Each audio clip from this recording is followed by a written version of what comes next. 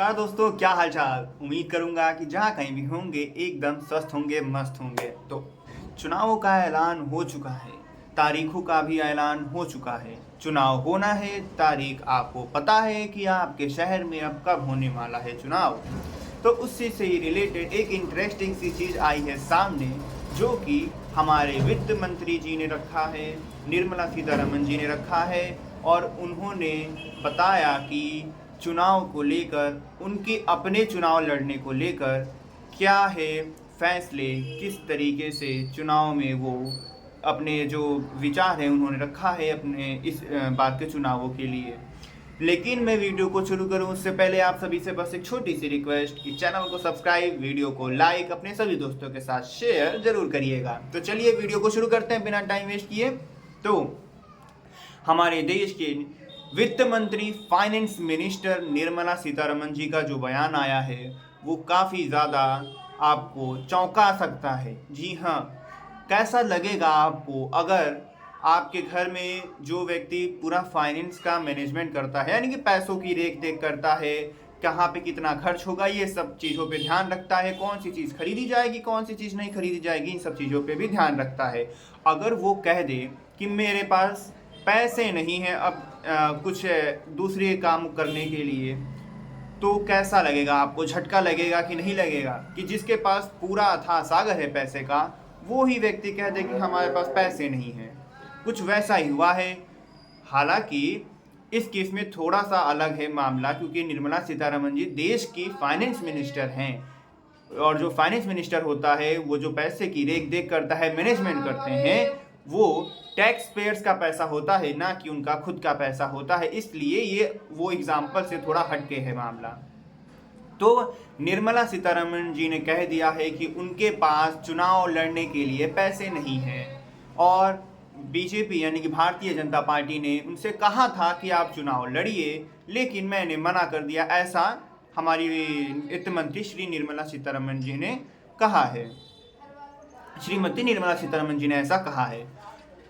तो अगर हम बात करें इस टाइम पे, अगर हम चुनाव लड़ने को लेके अगर हम बात करें, तो उनकी जो बात है कि उनके पास पैसे नहीं है, वो थोड़ा चौंकाता है। हालांकि अगर आप देखेंगे कि अगर उन्होंने कहा है तो आम तौर पे आपको ये बात सही लगेगी ही लगेगी, क्योंकि एक एमपी की जितनी सैलरी होती है उसकी सिर्फ एक सैलरी, और जाहिर सी बात है सैलरी पूरा सेव तो करेगा ना, ही ना, कोई एक्सपेंस भी तो होते हैं। आपके फादर या आपकी मदर जो एक्सपेंस जो भी सॉरी जो सैलरी आती है उसमें आपके खर्चे भी तो होते हैं। अंत में मुश्किल से 10 से 20% ही आप सेव कर पाते हैं। तो जितनी सैलरी आती है एक्सपेंसेस काटने पीटने के बाद भी 20-30% मैक्सिमम अगर कोई सेव कर लेता है, तो उस सेविंग को इकट्ठा करके अगर चुनाव लड़ा जाए, तो आज की डेट में, आज की तारीख में क्या ये पॉसिबल है कि कोई इलेक्शन जीत सकता है?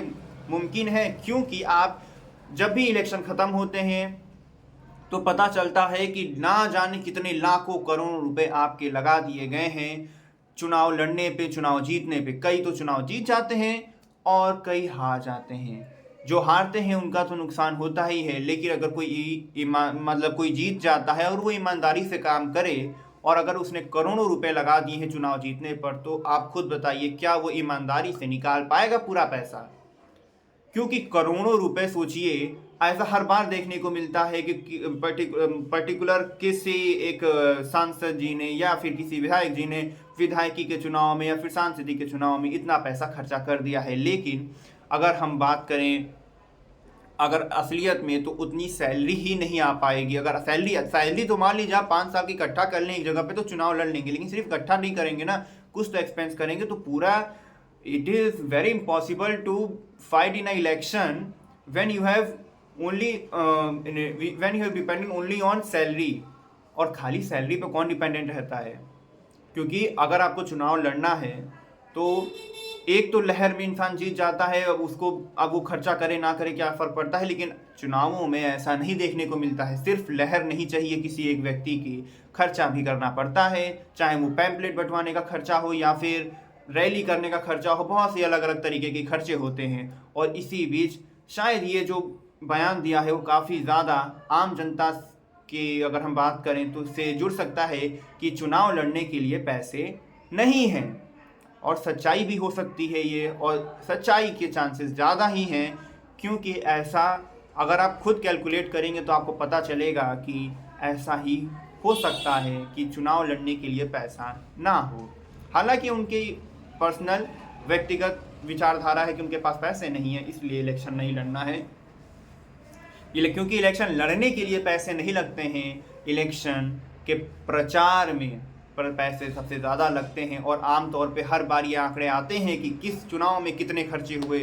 इतने ज़्यादा तक तो खर्चे हो जाते हैं कि कभी कभी तो एक सीमाएं पार हो जाती हैं, जितना हमने सोचा नहीं होता उससे ज़्यादा खर्चे देखने को मिलते हैं चुनावी प्रचारों में।